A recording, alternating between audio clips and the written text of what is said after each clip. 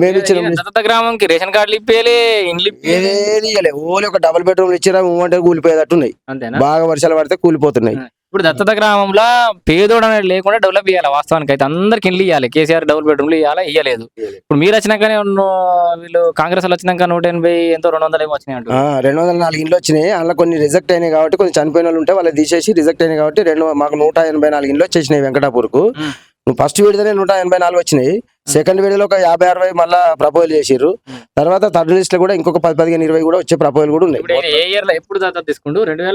2006లో దత్త తీసుకున్నాడు. 2006లో దత్త తీసుకుంటూ 2026 వచ్చినాం. 2026 వచ్చిన 2006 అంటే 20 సంవత్సరాలు ఆయన ఎమ్మెల్యే ఊరు మొత్తం రూపురేఖలు మారిపోవాలి. ఆయన ఏం చేసిండు, ఏడేసింది కానీ ఉన్నది. ఇక మోరిపంట పోతుంటే గలీజ్ ఉన్నది, ఇది ఉన్నది. అది ఇంకా మేము మొన్న కాంగ్రెస్ ప్రభుత్వం వచ్చి నుంచి మంచిగా నడి ఊర్లే ఒక 4 స్ట్రీట్ లైట్లు వేసిర్రు, సోలార్ లైట్లు, ఒక 4 బోర్లు వేసిర్రు, ఏసీ మాలల ఏసీ మాదిగల మంచిగా అభివృద్ధి చేసిర్రు. రెడ్డి సంఘం కాడ ఒక బోర్ వేసిర్రు.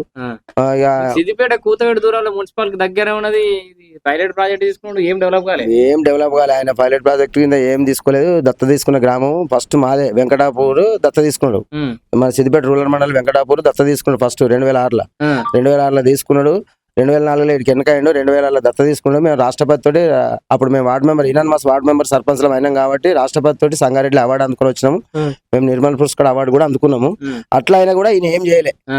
ఏదో పేరు గొప్ప ఊరి అంటే ఏం చేయలేదు. మా చెప్పులు మొత్తం చెప్పుకుంటాడు ఆయన. ఆయన చెప్పుకోవడానికి ఏమున్నది బాగా చెప్తాడు. చెప్పుడు ఏమున్నది, ఇది చేసినా అది చేసినా అంటారు. కానీ ఇప్పుడు మీరే చూడండి సార్, ఇప్పుడు 200 ఇందిరమ్మ ఇండ్లు వచ్చినాయి అంటే అర్థం చేసుకోండి. అప్పుడే మీరు ఇచ్చినాయి. ఇప్పుడు ఒకవేళ నువ్వు దత్త తీసుకున్న గ్రామం అయినట్టుంటే, నువ్వే డెవలప్ చేసినట్టుంటే ఇంతగానో రాకపోవు కదా, ఇంతమంది కట్టుకోకపోతారు కదా. అప్పుడే కట్టుంటే ఇప్పుడు రాకనే పోవు కదా,